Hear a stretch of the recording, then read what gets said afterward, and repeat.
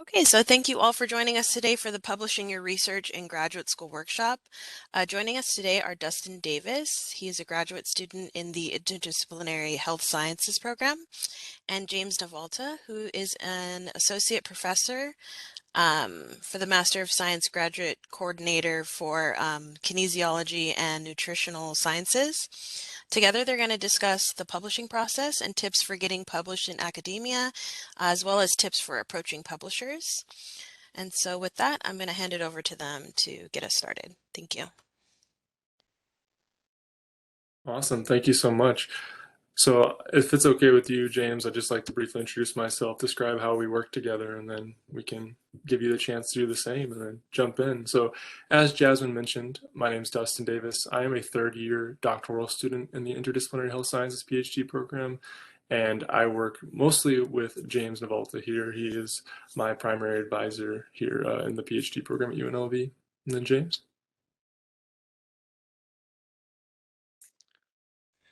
Yes, hello everybody. James Navalta. I'm in Kinesiology and Nutrition Sciences. I have been at UNLV for, this is my 10th year, and I'm excited to do this workshop with everybody today. So James and I have been working, since about fall 2019 together, indirectly, and then more recently in the last about year and a half as direct mentor-mentee. And so we've done some publishing together, and that's been a really rewarding experience. But as a student, I can speak from the experience of not having any publishing experience and feeling kind of daunted by the idea of writing something that seems publishable, submitting that work, waiting for feedback from people that are far more established in their careers than I am, and then seeing if I can get published. So James, mentioned he was here for the last 10 years at UNLV, but he has a career that spans past UNLV at other institutions. So he's got a lot of publishing experience. So we're really thankful for the opportunity to share it here with you, and that the Graduate College invited us. So I'm going to see if my PowerPoint slide will advance. I don't want to do it too quickly. Let's see. There we go. So we have 5 topics that James and I thought would be important for you to think about as you plan to publish your research while you're in graduate school. And I mean, this is good information for you, whether you're a graduate student or planning to pursue a career in academia. And so rather than just go in order from 1 through 5, we thought it would be a good idea to give you a chance to rank these in importance. So we're going to go ahead and open a poll that asks which publishing topic you're most excited to learn about. We're going to go through all 5 today, but we want to go through them in the order of your interest. So we'll go with the first choice, the top choice first, and then so on. So I'll open the poll now, and we'll see if the poll is. Are you able to see that, James? Yes. Okay, awesome.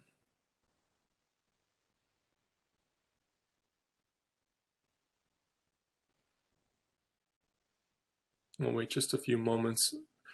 When I clicked open poll, it disappeared from my screen, so I'm not sure if Did it it still shows really? for you. Mm-hmm. Okay, this poll thing is... Okay, it Oh, looks like it's in progress, so it looks like we are receiving answers for the poll. okay, now it popped back up. It's You strange. see I'm it? not Okay, sure. It perfect, came back perfect. spontaneously. Yeah, this polling thing it's interesting. Perfect. So we've got 18 or 15 out of 18 responses. I'm guessing the 3 that haven't responded are us. So we'll go ahead and get started. And almost all of them are about anywhere from 28% to 33%. So we're pretty much matched up with the percentages. But the one that just slightly exceeded the others was preparation. So if you're okay with James, we can just jump into preparation. Yes, let's do that. Cool. I'll close the poll now. All right, so preparation. James, would you like me to advance while you kind of get us started on these, and I can chime in if that's okay? Yes, absolutely. So All right. yeah, figured that we would talk about maybe some common questions. The first one is, how do you know if your manuscript is ready? And it's something that you should work with your advisor on, and your committee if they're authors. Um, you're never going to have a 100% ready manuscript. And even though you think it might be ready, you might have already had some of these instances where you sent it to your advisor and it comes back with maybe some used to be red ink, but now it's track changes and things like that. And even as you get ready to um, prepare it and submit it, there are going to be things that you're going to think about, that your advisor will think about, the people on your committee will think about. So there has to be a time where you just get ready to pull the trigger and say, okay, it's as good as it's going to be for us to submit. But that's something that you do in collaboration with your advisor and your other co-authors. Dustin, is there anything you'd like to add to that? Yeah, and I loved what you said about, relying on your faculty and on your advisor, because it kind of comes down to getting the go ahead from the person that has the publishing experience. It's kind of an area that felt a little strange to me because when I was working with another faculty member for my first publication, I would send my version and then that version would be sent back and be like, the person would say, it's not ready to submit yet. And then I'd be like, okay. And then I would do those revisions and then I'd send them back. I'm like, we're going to submit this time. And that person's like, a little bit more. And it just felt like, uh, I didn't know when we were going to get there, but the person with publishing experience did. And that paper ended up getting submitted and good comments back from the reviewers. And then we got published. So it's kind of a process it's kind of hard to draw lines around. It's hard to really identify when it will have a high chance of acceptance, but yeah, you just kind of have to go with it. Like James said, once you feel like a group of your authors, if you're writing it with other people, feel like it's ready to go, then that's kind of a good place. So it's not a definitive answer, but it is one where it's a little bit flexible on when you would submit. And the next consideration is choosing a journal. And I know, James, you've published in quite a few different journals. So if you wanted to chime in on how you chose the journals you submitted to. Yeah, so it depends. It's usually a combination of impact. Since we've become top tier, then that's become one of our big metrics. So your advisors and people in your committee will be interested in the impact that the journal has. But um, in some cases, the impact might not matter as much, and it's more trying to get it out to the appropriate audience. So there might be a journal that's really good but doesn't have any impact yet, but still that's the one that you decide to go with. So uh, I guess again, it's a collaboration between you and your advisor, the people that you're working with. And I should say that at any point throughout our presentation, feel free to ask questions. If there's a question on how do you know your manuscript will be ready, we'll take those as they come, or about choosing a journal. So, Yeah. That was the impact versus readership that you were mentioning, James. And then I didn't click it twice. I was afraid it was going to advance too fast, and then I didn't want to interrupt you. But um, James mentioned impact and readership, so that's one of the higher considerations for where you'll submit. Because ultimately, if you submit a paper on a topic that doesn't match the journal's aims or scope, then it probably will get automatically rejected by the editor and not even go to peer review. And then one thing that I've struggled with as a first-time publisher, and then since then, is trying to read and understand all of the different guidelines that come with different journals. So each journal will have its own guidelines about how to format the paper, about how long each section of the paper can be, about reference style, about who can be an author. So there are all of these things that you have to read very carefully because it could be a reason for rejection if you submit and you haven't prepared by making sure your manuscript matches the guidelines of the journal. Just to give you an example, James and I just submitted to a journal on a manuscript that we did, and there was, it took me about an hour to read through all of the guidelines because the page was that long. It felt like an endless scroll, but instead of scrolling through social media endlessly, it was just author guidelines. So a little bit less stimulating, but ultimately it was important to follow those guidelines to make sure that we were writing our paper in the correct format, so at least gets considered. so we do have a question in the chat, and it's which is more important, impact or circulation. And Barbara, ideally, it would be a combination of both. It would be a high impact journal that has the circulation that you're wanting for. So I'm sorry if I proposed it as an either or type of thing. There are journals where that have both the impact and the readership that you're looking for. And I will also say something, so Dustin touched on, sometimes if you don't read and understand the guidelines, then it might be an immediate desk reject. Some of these high impact journals will just desk reject papers kind of off the top based on an editor's feeling. Somebody in our group just submitted to a high impact journal for kinesiology and exercise science. And I think this journal has an acceptance rate of, it's in the teens, it's pretty low. So what they do to protect their section editors and potential reviewers is that they'll desk reject the vast majority of papers that come into them. And that doesn't mean that your paper isn't good or anything. It just means that the one person who looked at it felt that it might not have the impact as far as citations and readers, kind of readership, and that so they decided to go ahead and just reject it and let you choose a different journal.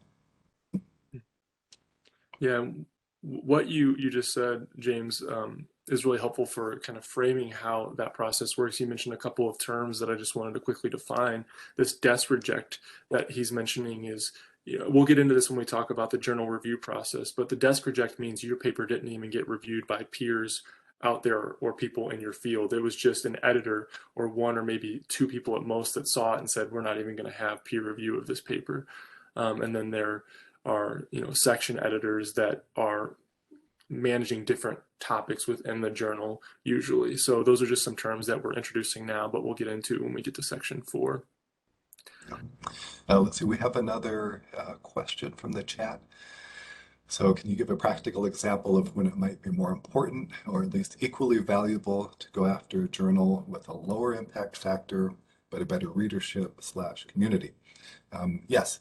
So there's a journal that I've submitted to and published in that is kind of specific to some work that I do with wearable technology. It's a newer journal, but it's known for publishing the tech stuff. So I've chosen to go there and get that work out because of the readership. And because it's new, it doesn't have an impact factor yet. So hopefully that's a good example, Robert, of practical submitting where people will read it and utilize it versus trying to get it into a higher impact journal. I have published recently a paper that was in a higher impact journal, and I can look at the metrics, and not many people are even looking at that versus choosing to cite it. So it is kind of the tug of war between sometimes impact versus readership. Talking about impact and readership, one of the other things that we wanted to talk to you about was open access journals. Open access is this decision by some journals to make their papers that they publish from authors available to anyone without a subscription. So many of us as graduate students already know that you can access a lot of journals' papers by going through the UNLV library website, through the Lead Library website. But if we weren't students, we wouldn't easily be able to access papers that were not open access because we'd often have to pay per paper to see it, or we'd have to pay a subscription fee to the journal itself. Open access kind of circumvents or goes around these barriers by making the paper available to anyone. So not even a student, not affiliated with the university, you can go online to that journal website, find it via Google or another search engine, and access it. But there are some things that come with open access. Oftentimes you have to pay for that, if I'm not mistaken, James. That's correct. A lot of times what they'll do is they'll push the open access. I guess the model for open access is where the author pays for it.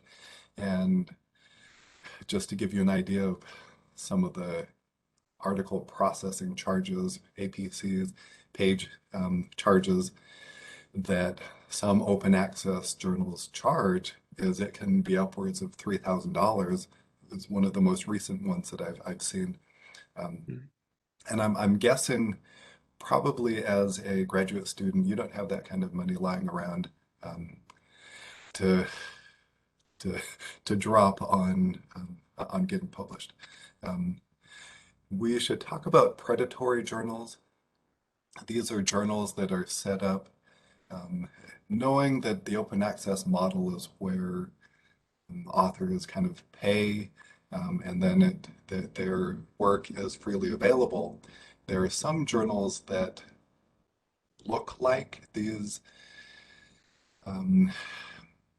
they look like credible journals, and they might have a name that's similar, even a website that looks pretty close, but basically what they're doing is they want to take your work and publish it. They'll charge you, but they have neither the impact or the readership that you're interested in. Basically, they're set up to make money. And yeah, I think there's a list of predatory journals that you can look up just to double check to make sure that you're not thinking about going to one of these. There's somebody that has published a list of them. I Hey, did see another James and question. Dustin. Sorry Yeah, about that. no. I was going to bring that up. I actually have an anonymous question, so if you don't mind, I'm going to pose that one first. So the question reads, my department does not have a lot of collaboration opportunities with faculty on academic papers built into our classes, and the bulk of our doctoral writing isn't necessarily geared towards academic publication. Do you have any suggestions about how to approach someone about a possible collaboration? James, yeah, you have a lot of experience with this being from having worked at different universities, so I'd love to hear your thoughts on this. Yeah, absolutely. Probably what I would do is see if there's somebody that is already publishing kind of in the area that you are interested in, and just send out a feeler. You know, most academics are more than happy to establish collaborations.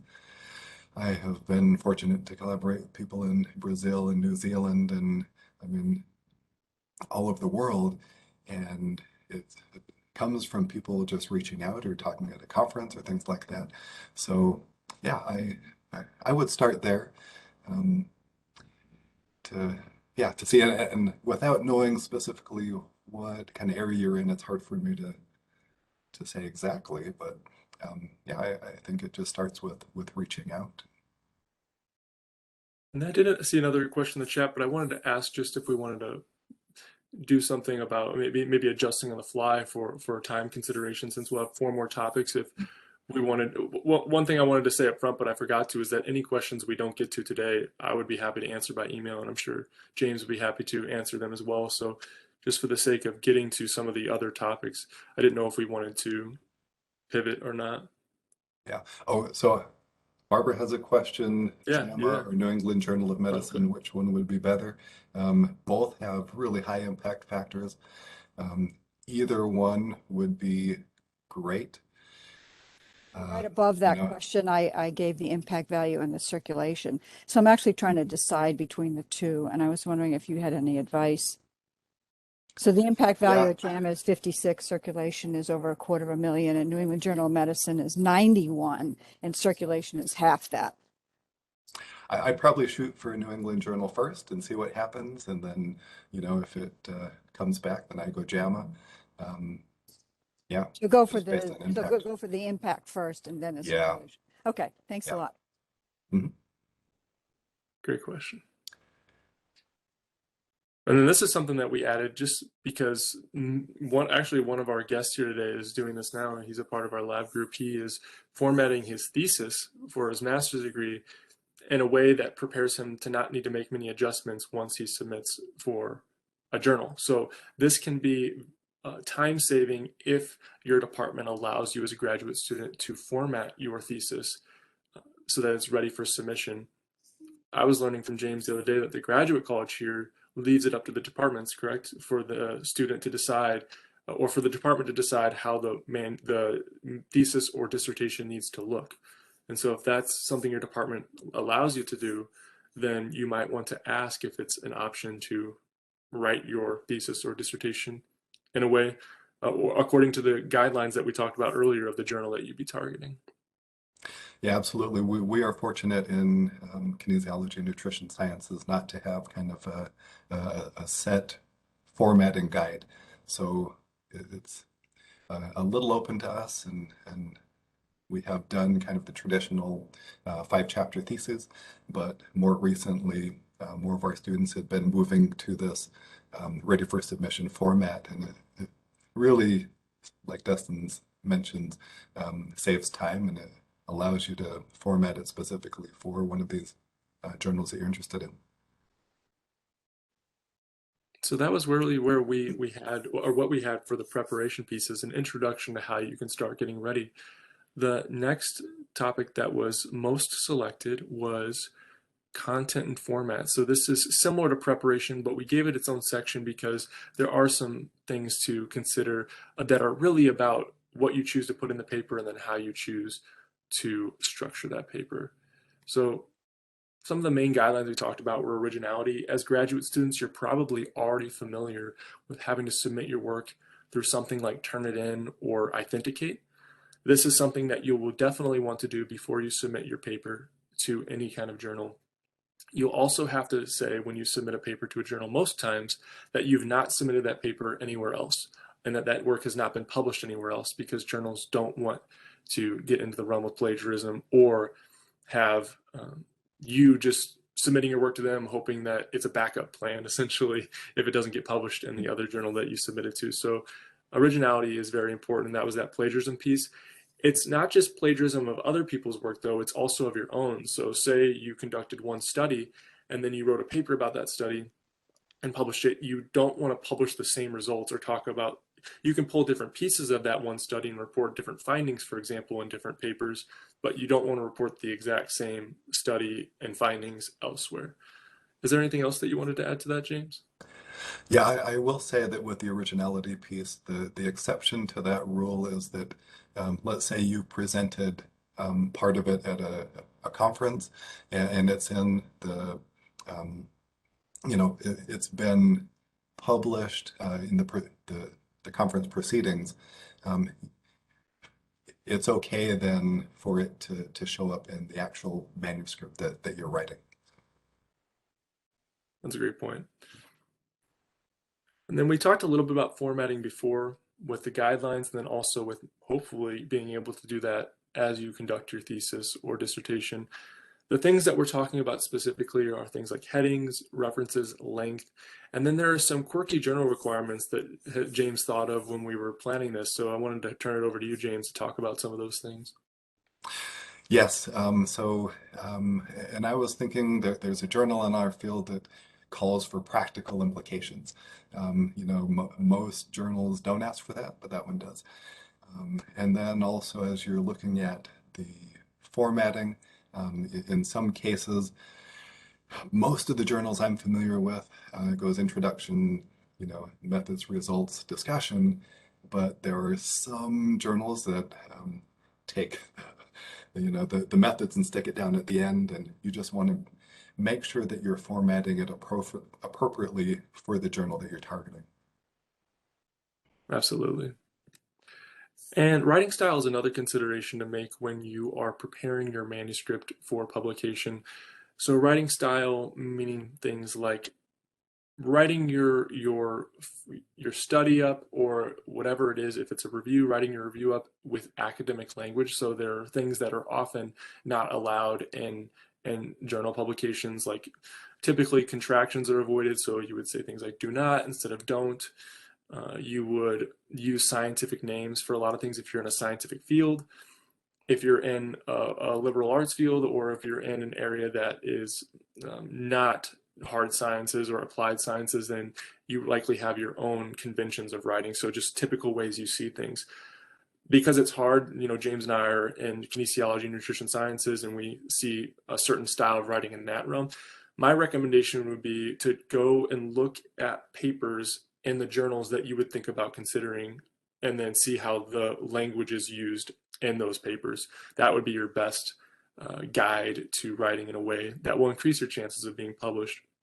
One other thing that also comes up a lot of times, at least in the journals that I've submitted to, is that there's often a piece about English writing if it's a journal that publishes exclusively English manuscripts.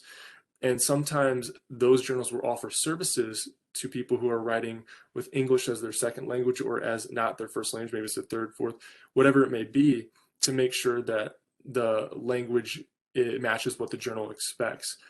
Did you have anything else you wanted to add, James? Yeah, I think one more thing under that is, and again, I'm coming from this from a kind of scientific writing standpoint. Most journals, and I think it's a carryover from when journals used to be in print, but they want you to be direct and succinct, and you don't need to say something in 20 words when 5 words will do. Because it used to cost a lot more to publish. I think now with the electronic journals and things like that, you have a little bit more leeway. But just trying to be direct and to the point is probably a little bit better. Yeah. And then page proofs. Page proofs are what you get back after your article or your manuscript has been accepted and is on its way to becoming an article. So James works as an editor or as one of the co-founders of a journal that which is the International Journal of Exercise Science. And so, James, I want to give you the opportunity to talk about this since you've been doing this for quite a while, generating page proofs for authors. Yeah, thanks, Dustin. So in the beginning of the journal, we didn't do page proofs, and what would happen invariably is that we would publish the article, and then maybe a day or two later, or 3 weeks later, even a year later, an author would come back and say, "Hey, there's a mistake here." So what we started doing was sending out page proofs. So it's kind of a mock-up of what the article will look like, and asking the authors to take a look through to make sure that their names are spelled correctly and that their affiliations are the right ones. And then if there are small revisions, that we could go ahead and make those. One thing that has happened is that when you submit your paper, reviewers look at it and you make the changes that the reviewers make, and then it gets accepted. Some authors will then want to come in after and make a lot of changes. It's like, well, we can't do that because the reviewers did not sign off on these changes. So page proofs are reserved for things like spelling errors, minor things like that. It shouldn't be a wholesale change of the manuscript after it's been accepted. Exactly. And then similar to that topic is page charges, because when you get the mock-up of your accepted manuscript, which is the page proofs, you may be in the process of paying for the publication of your paper if that journal requires a fee to publish. And I've seen it a few different ways where there is a standard fee. So you get your article accepted if the reviewers like it, and you pay this amount, it gets published. It might be a journal that doesn't require you to pay. It could be that the journal says, we'll accept a paper of this length for this cost, and then every page after this length, you have to pay a certain number of dollars per page. So that's what I've seen with page charges. Is there anything I'm missing, James? Yeah, we talked about open access before.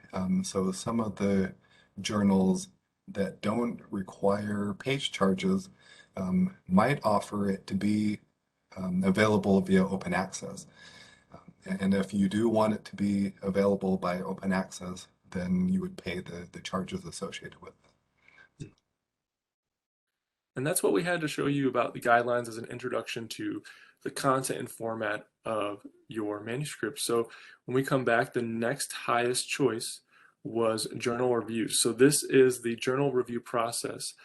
So from the time that you submit your manuscript to a journal to the time it's either rejected or accepted. So let's jump into that. So there's a finish line off the distance. That is where you would love to be as an author. You would love to cross that finish line, meaning that your paper is accepted by a journal. And the first step to that journey is submitting your paper. And we talked about originality, formatting your paper to match the journal's guidelines. There's one topic that we haven't yet talked about, and that's preprinting, and that comes at the submission stage. So James and I were just having a conversation about this the other day because we submitted a paper together, and for the first time in my experience publishing, I was asked, do you want to preprint? And I was like, I kind of know what a preprint is, but I'm not too sure if I want to do that. And so I'm going to give you my take as a graduate student of preprints and then let James fill in any blanks. It basically says, hey, you submitted to our journal. Do you want to put your work up online for everyone to see right now in its current state? And it's not yet peer reviewed. And I kind of balked at that idea because I'm thinking, okay, well, there might be flaws in my work that the peer reviewers need to address or tell me to address before this work gets out. So if the work's out and it hasn't been improved or checked by other professionals in the field, then isn't it no different than making a blog post or putting something online without other experts telling, giving their stamp of approval? And so we decided collectively not to do that. But I mean, James, you've also been approached about pre-printing. So what are your thoughts on that? Mm-hmm. So I'm with Dustin. Pre-printing is something that I have not done yet, but there are some benefits to doing it, potentially. So you get a whole different citation with your preprint. And if you decide to do preprint, I would recommend doing it only if you're very confident that you're going to get accepted into that journal. So some benefits of preprinting is that you get that citation kind of up front. So if you're under a deadline for like a grant submission or something like that, that you need to have a citation for to be able to show evidence that you know how to do certain things, you know, you could use it for that. The drawback is if your paper gets rejected from that journal, then it's kind of attached to that journal in some way, but it doesn't ever show up as actually being published there. So I guess I'm personally still a little bit hesitant to do preprinting. Yeah. So whether you decide to preprint or don't, the next step, and by the way, some journals don't do preprints, so that's something that the journal makes a decision on. And then you have the right as an author to say yes or no. We just declined in that paper I just mentioned. The next step is for assignment of your paper to an editor. So typically there's someone that works at the journal or volunteers for the journal that's screening papers submitted by authors like us. And they will look through to see if the purpose of your study meets the aims of the journal, if the paper is written in the format of the journal, if your methodology seems sound, if you've got results that match your methods. So you say you're going to measure something and report something, did you do that? And then seeing if your conclusions are generally reasonable based on what you said your methods and results were, making sure you're not overstepping too much and that, again, they match the scope of the journal. And then that editor typically makes a decision about whether to recruit peer reviewers to look at your work.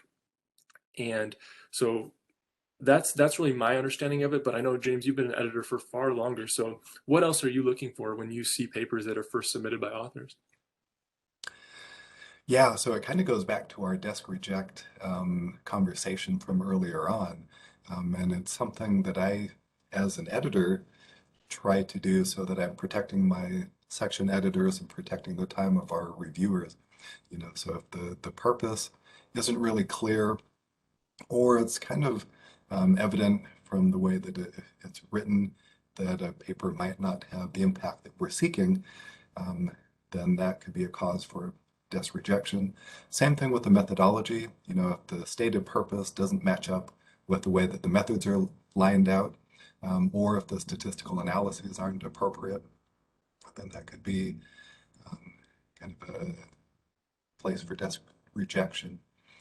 I think also one more thing that I'll say with the conclusions is that some people, and it's tempting to do, but sometimes we tend to overstate our results.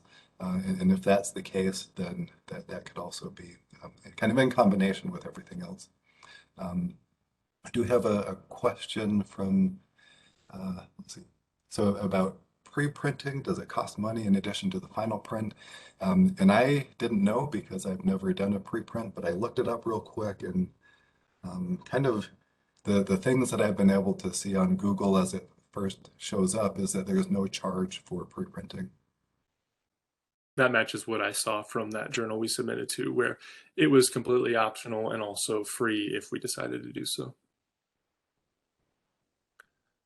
So if the editor likes the paper that you wrote, and not just likes it, but feels like the paper meets the rigor of the journal, like James was just describing, then there will be peer reviewers. And there are a few different processes of peer review or formats. There is open peer review, I think is the phrase, James, where you know who's reviewing you and the reviewers know who you are. So it's not blinded. There's single blind peer review. And in that case, I think it's typically that you don't know who the reviewers are, but sometimes is it also that the reviewers might, it's one direction basically. You either don't know who the reviewers are or the reviewers don't know who you are. But I think it almost always goes where the reviewers you just don't know the reviewers, right? They can see who you are. Correct. Yeah, correct. And then double blind, where neither party, the authors nor the peer reviewers, know the identity of each other. So there are a couple different ways. Those are the few ways that it's done, or I guess the 3 ways it's done. And so when the editor finds peer reviewers that are ideally professionals or experts in the topic of your paper, then they will review your work, evaluate it for its quality. There might be a rubric that a journal uses as the peer reviewers look at your paper and judge its worth. Then the peer reviewers will offer a decision on that paper. Typically, it's something like accept with major revisions or minor revisions. So it's indicating, the reviewers are indicating they like what you have. They think it's worthy of the journal. It just needs some work. An even rarer experience, I mean, I'm talking very, very rare, is it's accept with no changes, which is like unheard of. And then there can be things like flat out just reject. The peer reviewers recommend the editor reject the paper because it doesn't fit the scope, or it's just not to the quality that the reviewers are wanting or the rubric says. If you do get major or minor revisions, major meaning there's more substantial work necessary before the journal will accept your paper, then you will have typically a certain amount of time to revise your work and then resubmit. And those same reviewers typically will then look at the changes you made and see if those changes match up with what the reviewers themselves asked of you. So that's the reevaluation, and then the decision is often made, but it can bounce back and forth. The manuscript can bounce back and forth between the reviewers and the authors a few times. But that's kind of the general process. But James, what else did you want to say on this topic? Let's see. So you brought up open peer review, and in my experience, what happens is that once the paper is accepted, then if you're a reviewer, your name will be kind of attached to it as, yeah, James and Balta peer reviewed it. So the authors don't know at the time that you're the reviewer. And then also if it's rejected, then I don't think the authors ever find out that you were the one that rejected it. I will say that it takes some time to find reviewers. And a lot of times, we'll have people that submit to our journal and then maybe a week later hit us up and say, hey, where are we at? That timeline is not really feasible. So I would say as an author, you always want to, for the paper to move along quickly, that would be ideal. But in reality, just the time that it takes to find reviewers and then the time for those reviewers to do their evaluation, make the decision, sometimes it can take several weeks to several months to do that. So it's when it becomes the several months, then it's not inappropriate to ask the section editor, hey, could I get a status update? But I wouldn't do it on too quick of a timeline because it risks maybe annoying the section editor. So you've made it through all these steps. You submitted, you know, maybe you've made it, maybe not. So I just wanted to say that you submit, you either get to editorial review or you don't, you either get to peer review or you don't. So there are a lot of places where this can go wrong, essentially. Your paper can be killed at any one of these stages. And it's kind of sad as an author to see that you don't get the outcome that you want. It's inevitable though. I mean, James, you can speak to this.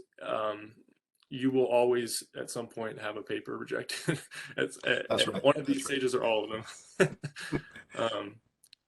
And it can be demoralizing. It can be very demoralizing to think that, oh, these experts out there don't like my work, or they think that it's not good enough, or maybe they're saying that the study or the paper that I wrote has a fatal flaw that makes it unpublishable. And a lot of times, if these reviewers know they're shielded by the blind nature of the peer review, they'll be very direct often with their criticisms, and sometimes it can feel very harsh. But at least from the science perspective, I think that's important because really we want to be evaluating the work of each other as scientists to ensure that the quality of the work is the highest it can be. But imagine that you actually get accepted. You get told that you are past the finish line. You're past the finish line, and you are now on to the page proofing process we talked about, to invoicing, which just means you're working with the editor to pay the fees, if there are any associated with the journal, to have your paper published. You may be actually getting your work published, as in the editor saying, we're going to put this on our website, and then we're going to queue this up to be published online elsewhere potentially. That's where I'm kind of getting into the idea of indexing, where papers published by a journal may be found or indexed in certain larger repositories or places where articles are stored, like Google Scholar, PubMed if you're in the sciences, Scopus, just different repositories. It's very important that you follow the editor's guidelines to a T after you get accepted, because if you don't, you're right back where you were before you got accepted, which is that your paper gets rejected, or if you don't pay, it's not going to get published. So be very careful about the process after you get accepted. It's very exciting. Celebrate, take joy in the accomplishment that you've done and that your co-authors have done if you're writing it with co-authors, but make sure that you don't celebrate too early. We've all seen the YouTube video of the lead cyclist in a race putting their arms out and they're celebrating, and then they crash and the second place person takes first. So just be aware that you can celebrate too early, and just follow through all the way. So just looking at the next topic that we have, the next largest vote was for common mistakes. And so we have some of those. The first one I think is imposter syndrome. Imposter syndrome is something that the Graduate College has identified and has offered workshops on, actually. And it's something that a lot of us struggle with not feeling that we're capable, whether it's in our field or our knowledge, or whether we can get published. And I think that is an ultimate barrier to getting published. It's that you think you can't, and so you don't try. So I encourage you all to try if you have the desire to be published. And then miscommunication with co-authors. You've seen this happen, James. You were telling me about a story of this not too long ago with your journal. That's right. So in our journal, it's a student-focused journal, and we really like for students to be the primary authors. A student has to be on the authorship. And what happened was that a student was really excited and took their thesis basically and didn't format it or do anything like that, and submitted. And the advisor of the student was kind of shocked to hear that it was submitted and it wasn't formatted. So communication with your advisor, with your co-authors, to let them know, hey, I'm going to do this, maybe this is the timeline, is a good thing to think about. And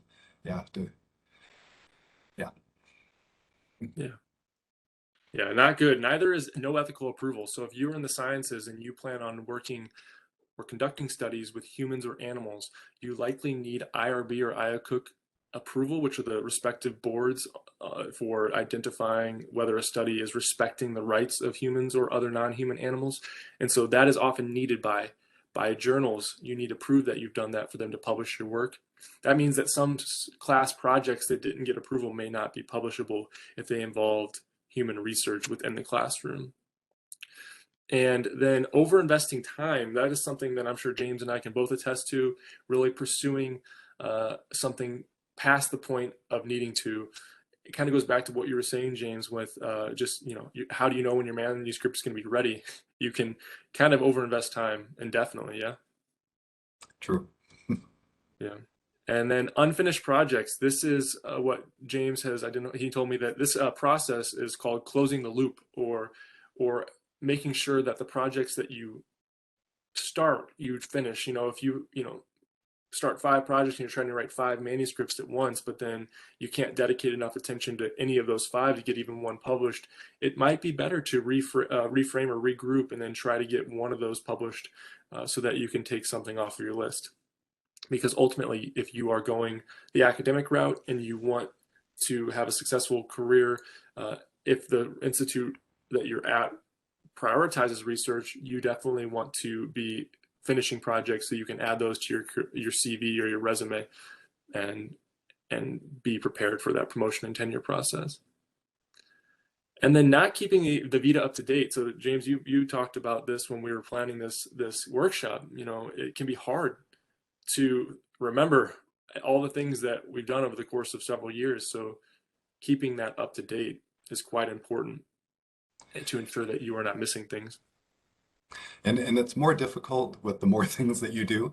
And I'm guessing that just from the fact that you're all here at this workshop, you all have a lot going on. So yeah, a strategy that I try to do is as soon as something comes in, is accept it, I'll stick it on the Vita to make sure that I have it and that it's not missed. Absolutely. So we'll get into authorship. This is actually our last topic of the 5, and then we just have a page of resources for you. And if we don't get time to talk about the resources, we're happy if the Graduate College puts this up, shares this presentation. I know this video will be available. So please make sure that you look at those resources if you have time. But we'll jump into this last section, which is about who should be an author. There's an International Committee of Medical Journal Editors that recommends that people who are authors make substantial contributions to building the work, so conception or design, the acquisition of data, analysis or interpretation of the data for the work, and drafting the work or revising it critically for its intellectual content, and final approval of the version to be published, and agreement to be accountable for all aspects, meaning that if there is falsified data, hopefully not, if there's something wrong in that journal or that paper that you submitted that is a misrepresentation or an inaccurate citation of other authors, all those things, everyone has to agree to be responsible for addressing that and fixing the issue if that occurs. So all of those are recommended to be met. Now, even though we're giving you this definition from the ICMJE, there are journal-specific guidelines on authorship sometimes. And then, James, did you have any other thoughts on that? Yeah, I was just going to say, if I think a good rule of thumb for somebody to be a co-author is that if, let's say, they're at a conference and somebody asks them about that particular project, if they're able to talk about it, and represent the work, then it's more than likely that they would be a good co-author.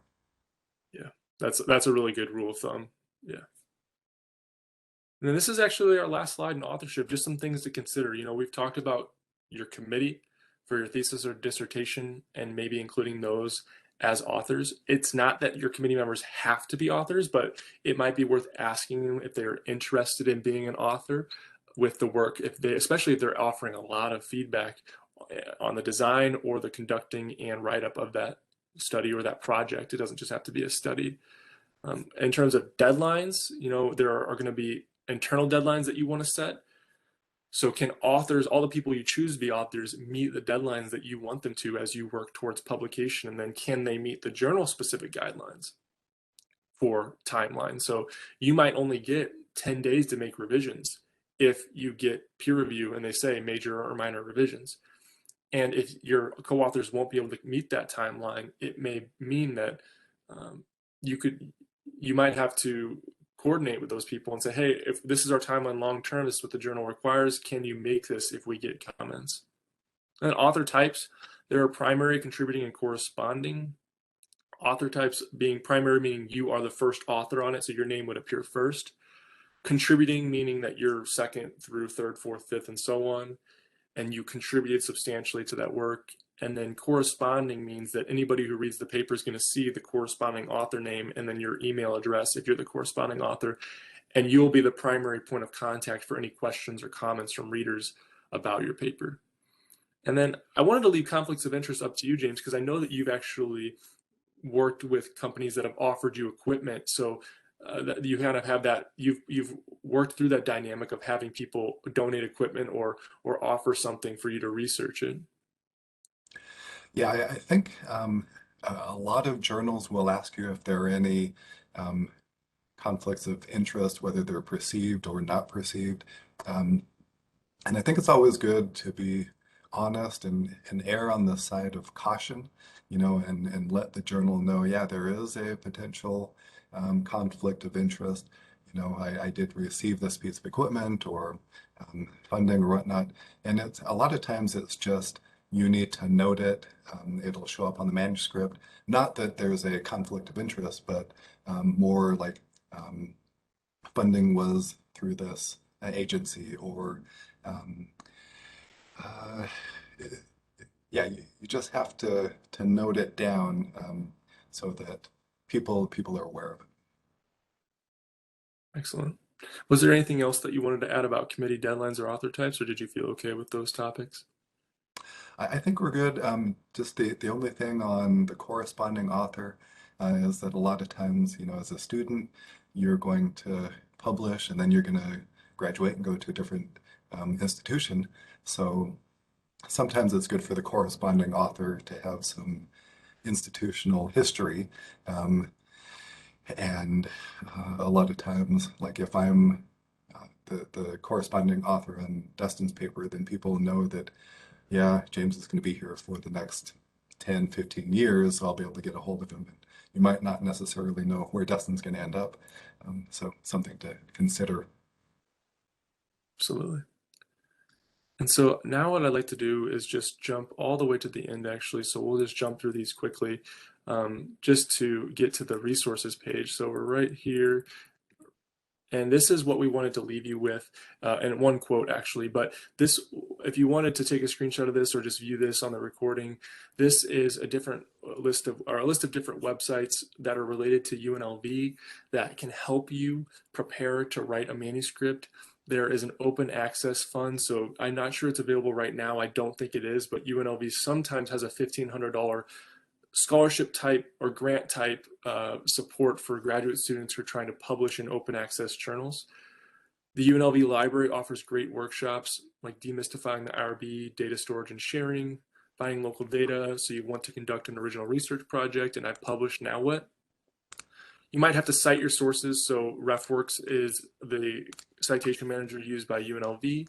There are tutorial videos from the library, and then there's also the Writing Center. So those are all there for you. And then we wanted to leave you with this. Mastery is not a function of genius or talent. It is a function of time and intense focus applied to a particular field of knowledge. That quote comes from Robert Greene, and it gets me through some hard times in graduate school because it reminds me that it's not about my innate ability. It's about how much time I spend trying to improve myself from day to day. So it's not me comparing myself to James, who's far more along in his career, but instead of, comparing myself to last week or maybe yesterday. So thank you so much for your time. I really appreciate it. A lot of the stuff that I talked about today, I learned from James. So thank you, James, for your guidance and your mentorship. And you can reach us here. James, did you want to say anything? Final remarks? I think we're good. Time is up. So if you do have any questions, let us know. Thank you so much. We appreciate it. Great. So it looks like James and Dustin are going to stick around maybe for a couple more minutes to ask any to allow for any questions. Before we end today's session, I'd just like to thank our presenters for sharing their time and expertise with us today, and also a huge thank you to the participants for joining us today. Before you guys log off, I am hoping that you saw that I dropped a link in the chat.